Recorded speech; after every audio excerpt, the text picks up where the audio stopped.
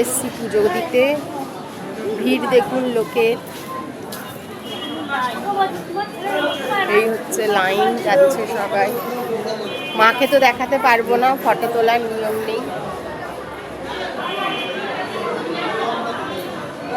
ভোলে বাবাকে দেখাচ্ছি, ঠিক মতন আসছে কিনা কে জানে।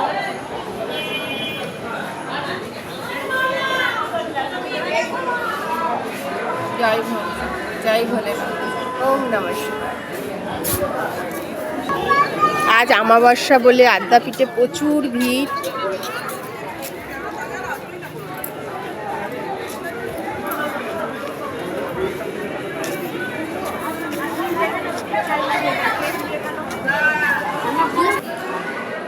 এখানে আর একটা শিব মন্দির,